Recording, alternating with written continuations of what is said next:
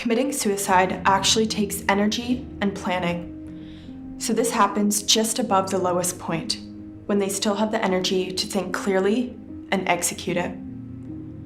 Family members and close friends who were in contact with the individual before taking their own life have even reported them seeming happy and calm. This is because the suicidal person has finalized their plan and thinks they can finally escape the pain of this world. So those are some of the major signs that someone may be suicidal. But again, please keep in mind that a single sign does not necessarily mean that person's going to hurt themselves. In the comments below, please let us know what other signs you think we've missed.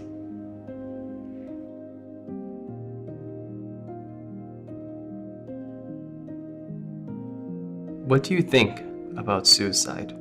Have you ever thought about killing yourself? How would you kill yourself? What do you think is the best way to commit suicide?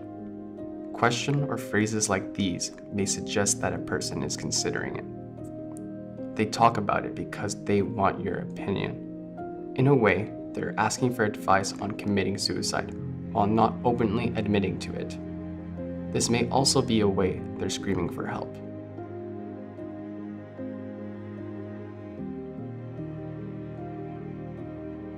It's an odd occurrence when someone gives away their expensive items. In their mind, where they're going, they don't need material things. Giving away their possessions to loved ones may be a way they think they're helping friends and family after their death.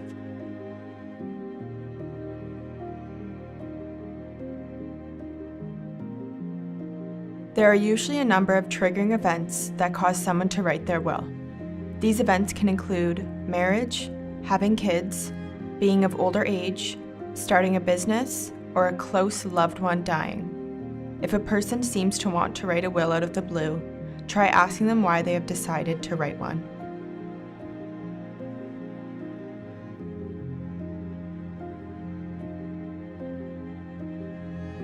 Of course, the mere act of obtaining a weapon doesn't mean someone is suicidal, but paired with the previous signs mentioned, should serve as a warning.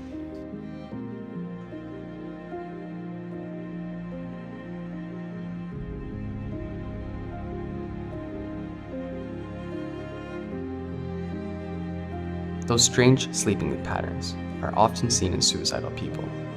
It isn't the sleep disorder that causes this. It is actually the stress or restless thoughts from personal problems that causes the person to have trouble sleeping at night. Because of that, the inability to sleep may be a clue that someone is suffering from depression or suicidal thoughts.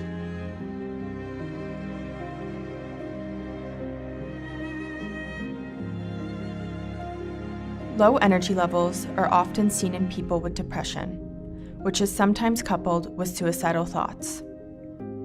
This low energy level happens as a result of lack of sleep and little motivation to do activities that would actually help them feel better.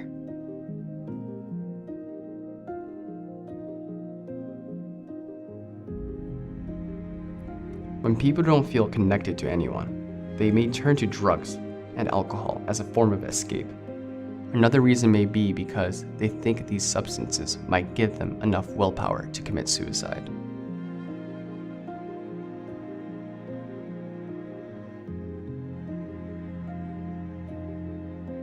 Seen in depression as well, suicidal people find no interest in activities they love anymore.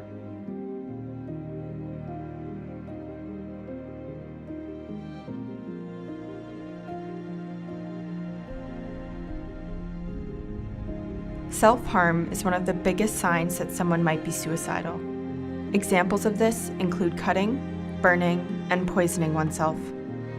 In a sense, it's a way that suicidal people test the waters to see if they actually have what it takes to commit suicide. Former self-harmers often say that the physical pain helps them escape the emotional one.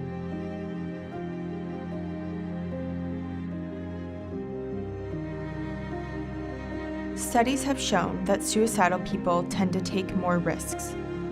Look out for signs such as driving recklessly or picking fights.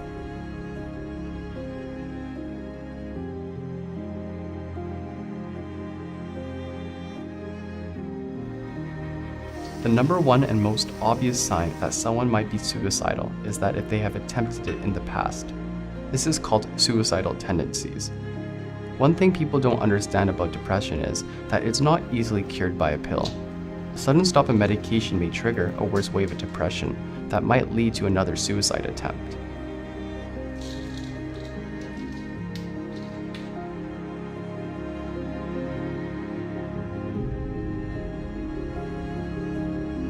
This sign is hard to spot because you might be under the impression that the person is doing better.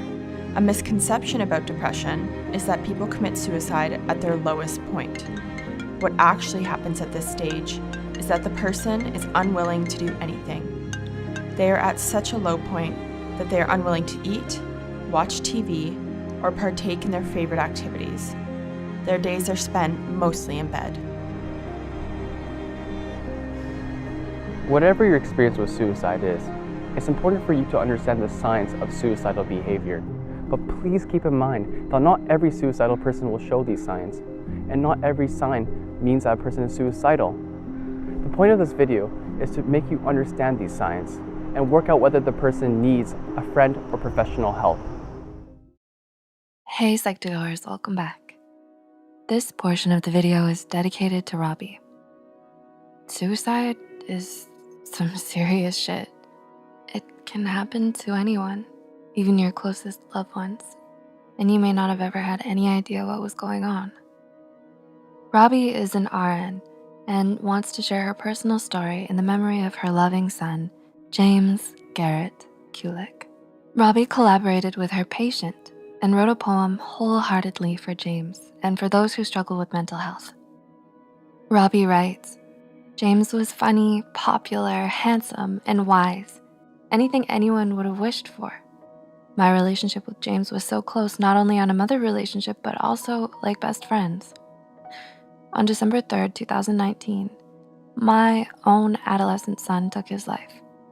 Everyone, including his best friends, had no idea this was coming. There were no warning signs at all. This poem is for you and others who struggle with mental health. The poem is called Be True to You. It has been said, to thine own self be true. To think a lot of others, you must think a lot of you. Self-harm can become an addiction. Who needs that with all the affliction this world already has to offer? Addiction can multiply to the point that you might even die. Not on purpose, just easing the pain. But just one time you could not refrain from going a little too far.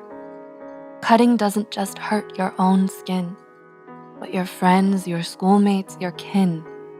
It hurts them to see you be cruel to someone they see as a jewel. When you think no one really cares, plus life keeps on throwing you scares, think of someone you care about who deserves love without a doubt. Then imagine them self-harm engaging from depression or sadness or raging. What would that do to your heart? Now with that answer in your mind, look in the mirror and you will find the same is true of you. Whether angry or feeling blue, get help when you need, for sure. Even though there's not always a cure, you can stop the dangerous behavior and become your personal savior. Robbie Kulik, RN, upon collaborating with a teen patient on why self-harm is a bad idea.